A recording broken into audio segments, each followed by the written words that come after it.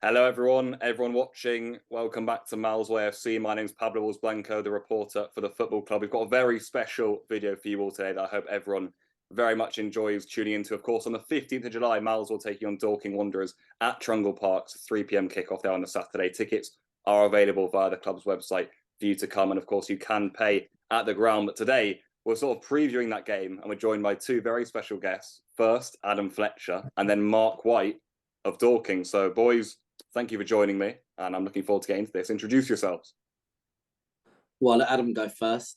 I think everyone watching this from Mousehole will know me. Probably nowhere else though. So yeah, I'm the head of football at Mousehole Football Club. Behind the scenes, also assistant manager to the first team. So I'll be there on the match day. And that's me really. Well, I'm Marc White, and I'm the founder, owner, chairman, manager, fucking control freak of Dorking Wanderers. Can you swear in Cornwall? Yeah, we can, mate. No, that's perfect. Our own language, mate. Mate, Marc, that's a good place to start then, because it's quite an unbelievable story, actually. I'm not going to indulge you too much, but we'll get out of the way at the start of it first, mate. This journey, like I think everyone thinks, is one of the most insane things that's happened in English football. So, mate, tell us a bit about it, the journey, where Dorking are now, and everything that comes with it. Well, I mean, yeah, we was a bunch of mates that stopped watching Premier League and then started playing on a Saturday in a park league with Division 5. We were at the lowest possible level, and obviously we just rented a pitch for £50 from the local council, put the nets up, got the obligatory pub to sponsor the kit, and that was it really. That was 23 years ago, and it's just grown obviously into quite a big animal. We've got a sort of appetite for winning, really, to be honest. I mean, you guys are, I can see that you guys sort of have that sort of ethos in the club, and it does become quite addictive, contagious, whatever you want to call it. Yeah, we've had 12 promotions in that time, pretty much every other season, really. We're a big animal now, to be fair. We've got a lot of great people in the club that help it be great. So obviously I've been ever present, but there's some brilliant people here that make it tick. And it is a real life fairy tale. There's no Abramovich or, it's a real life fairy tale. It's a lot of hard work and graft, a life of devotion from my personal point of view.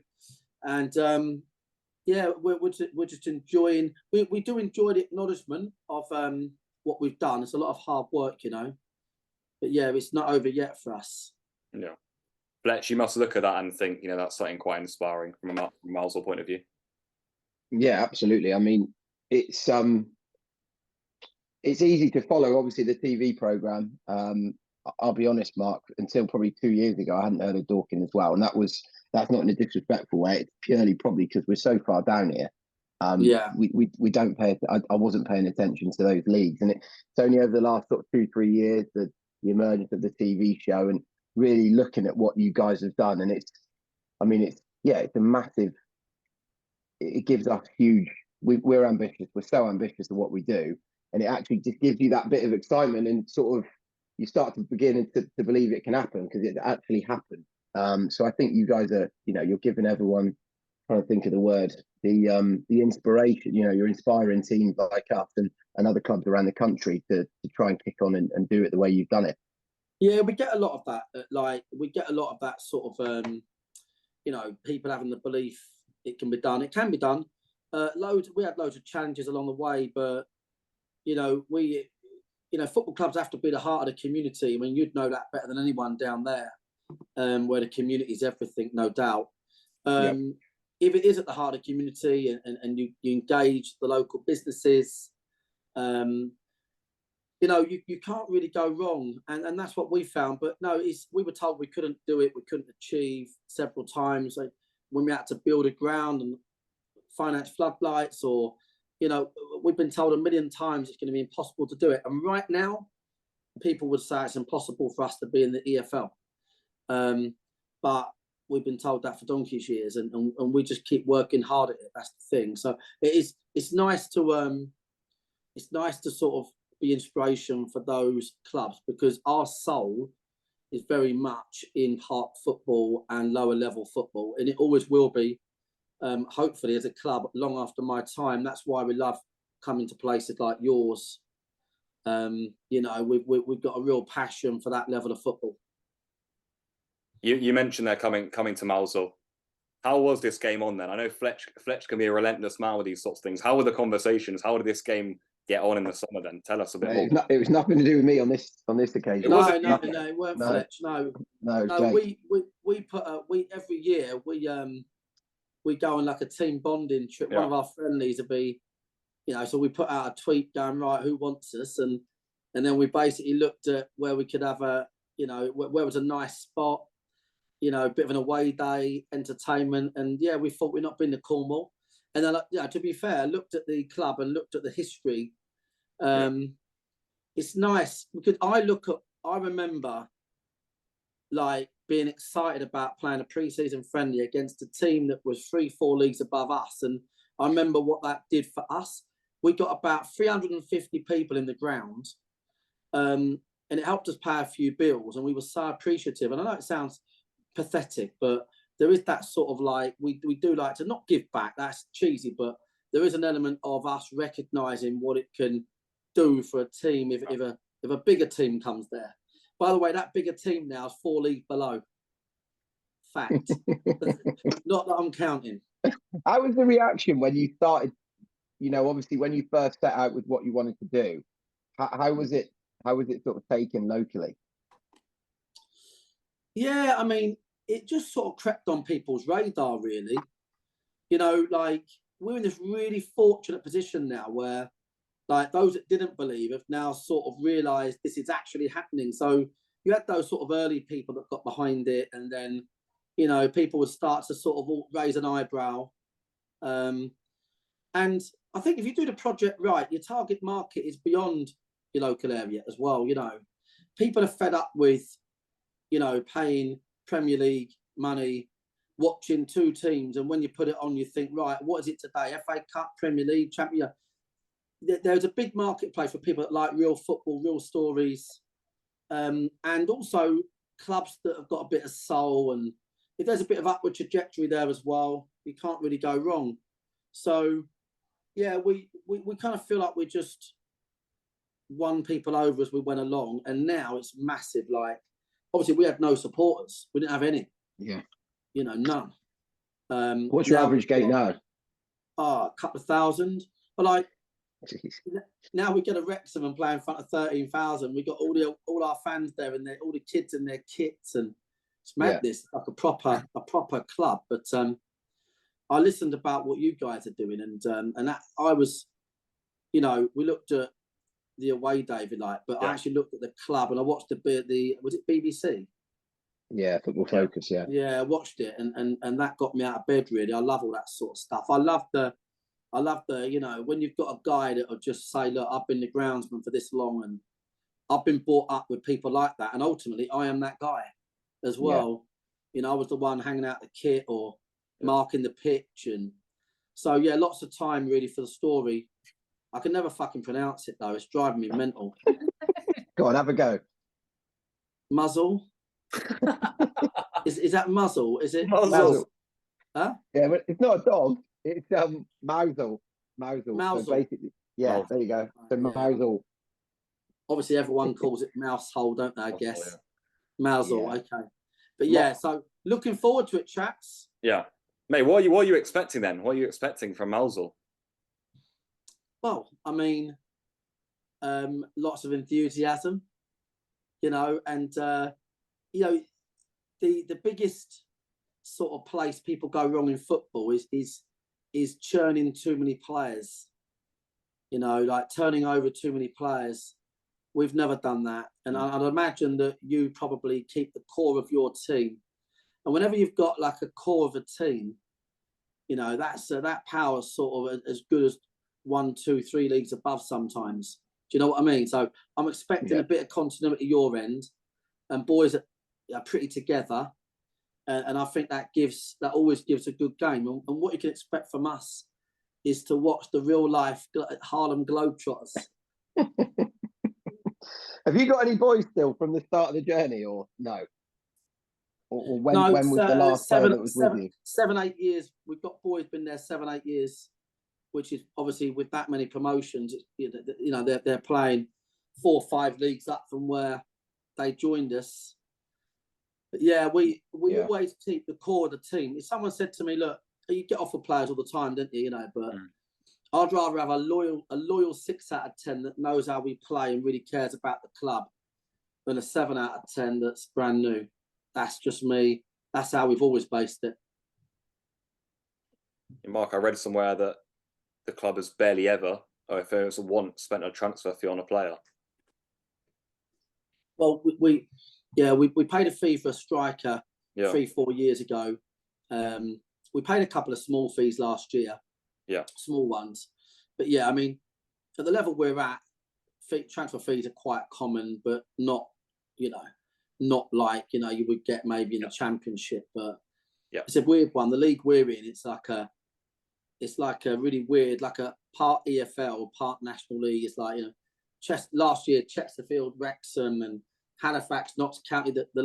I think something like 16 of those teams have been in League Two. And then you get a few little ones like us, tiddlers. What was it like going to Wrexham? Yeah, I mean, I just wanted to fucking beat them. But if I'm being honest, there was a little bit of sightseeing. Like when we was at Notts County live on BT, or Oldham Athletic actually, our first ever game live on TV, 12,000 people. And it was hard not to look around thinking, fuck me, this is taking off. Do you know what I mean? Yeah. It was hard. I feel like this year that we've had that season now of, looking around. But Wrexham was great. Notts County away was on BT Sport as well. And, it was madness really, mate. But we're always trying to win really at the same time. Do you fancy yourself this year? Yeah. Yeah, I do. And we're nowhere near ready for it. The ground ain't ready. I don't know what we'll do if we're in the playoffs. They'll all say we can't compete in them. I don't know what we'll do, but I don't think we'll be at the top 10 maybe. Yeah. So we'll see though. You never know in football, dear. This is a tough league. It is tough, but if you go on a run, isn't it? With that playoff system, if you go on a run, you just never know what's going to happen. Exactly. Yeah, exactly. This is our first. This is actually our first season where we're going into a league. You'll probably remember this. This is our first season going into a league with a playoff system. So it does change everything when you look at it pre-season. Do you know what I mean? Normally you look at 1 and 2, but this year I think it's top 5. That has an opportunity to go up. So it does change everything, doesn't it? You go on a bit of a run, and who knows what can happen. Yeah, I think it's the playoff system probably the best thing in football, really. It keeps most teams alive, doesn't it, until Feb. Yeah. So, have you ever gone up by the playoffs, or has it always been automatic? Yeah, we've won the playoffs twice in recent years. How did that feel? How was the pressure on that? Well, major pressure. One season we finished joint champions on 115 points, and we finished 30 points ahead of third, and we went into playoffs on the Tuesday. We drew 0-0, won on penalties, and then we drew 0-0 again in the final, won on penalties. Jesus. We were so shit. We was like, Everyone got nervous, Yeah, it wasn't so much that back end of the season, 50 games in, the pitch was terrible, and then last season, famously, we were 2-1 down with 6 seconds to play and equalised. 6 seconds. And went on to win the game. And that was your heart after that. Yeah, mate, unreal. Obviously, if you could choose to win anything, it'd be in the playoffs, wouldn't it? Winning the league. We've won leagues before by 20 points, and by the time you get to the end of the season, everyone's used to it and they're bored. Winning the playoffs is like ecstasy, you're like, just you don't know where to, you know what I mean? It's unbelievable. Yeah. Mark, what about Dorking Uncovered then? Because I think obviously that's something that's given the club like such huge publicity on the Bunch of Amateurs YouTube channel. What's it like having the camera follow you around? I mean, we've had something that Kev's done with Way Out West at Mousehole. We've had a little documentary series about the season and whatnot. But obviously, it's been such a big success. What's it been like having the camera around all the time? Are you and all the boys used to it? Yeah, I'm not bothered by all that stuff, like, because obviously there's an element of it where, a bit like you guys, like that you can't raise your profile high enough. And if from my point of view, you know, if that means sharing the real world of football, then albeit that's a small price to pay. But I do like the fact, because in this day and age, you can't say or do anything.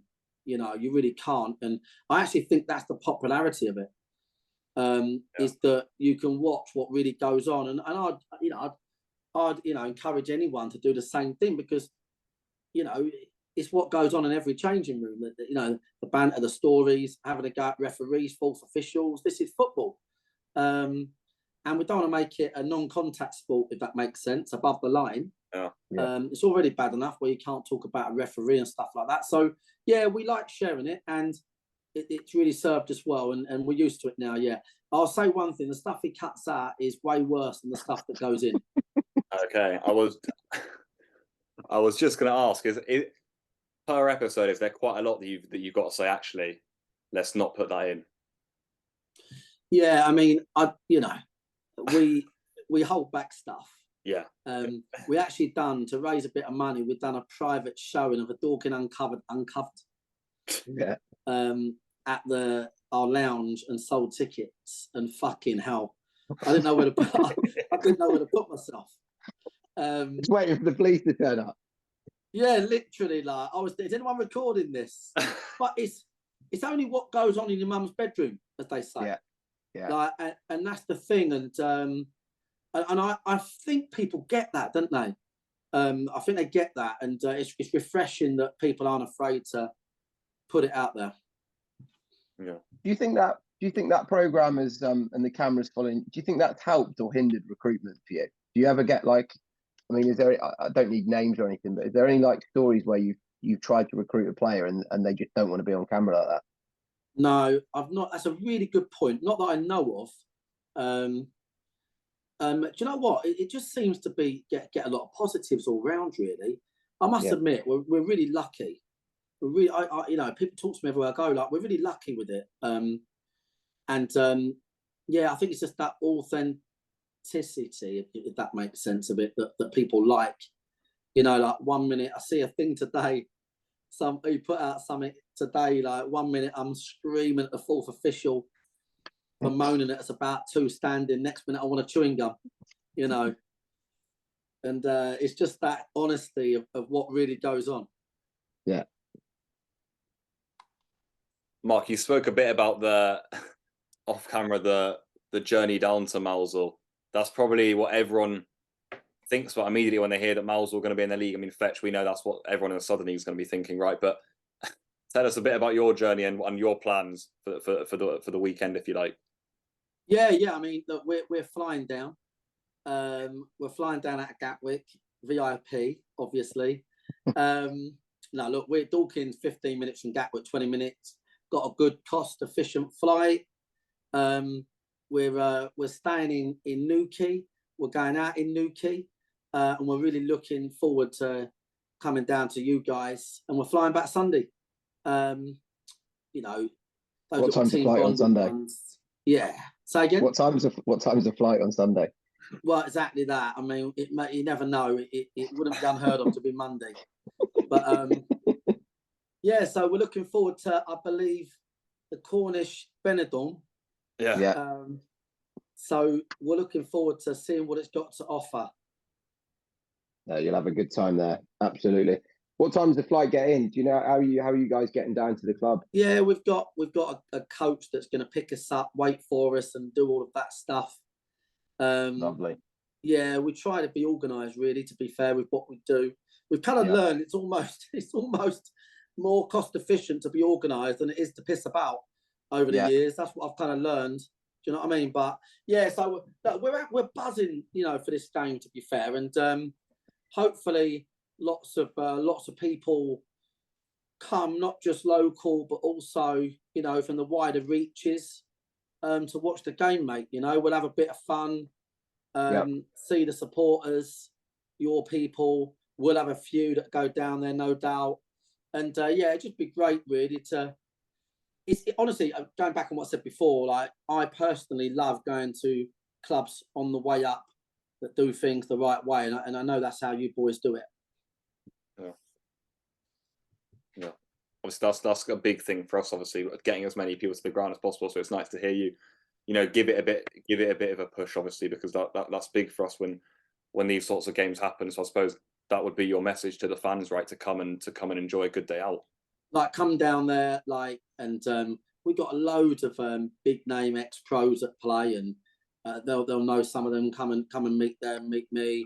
Like, everybody, we're quite a family club, really. There's no airs or graces, and it'd be good to meet all the locals as well.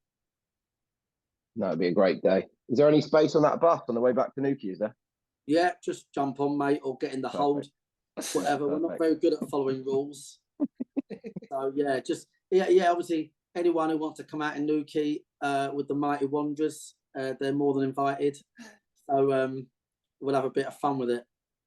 Fletcher, you going to be there, mate? Absolutely, mate. Absolutely. More than welcome, mate. That's it. I've got 2 things wrote down. One was player recruitment, and 2 was Newquay night out. They're the 2 things I've wrote down. There you go, see. Then we've covered them. Cool. All right. So, you got any more, Pablo, or Fletch? I'm happy to wrap up if you're happy to wrap up. Chaps, I can't wait to meet you both. Yeah. Yeah, no, thanks again, mate. And we'll see you on the 15th, isn't it? 15th of July. Yeah, and if the Flames cancel, we'll get the cars, we'll drive down quickly, so it's all good. Bye, mate. Oh, fantastic. Hey, cheers, Mark. Pleasure. Cheers, boys. Take care. See you later on. See you later. Cheers. Bye, guys.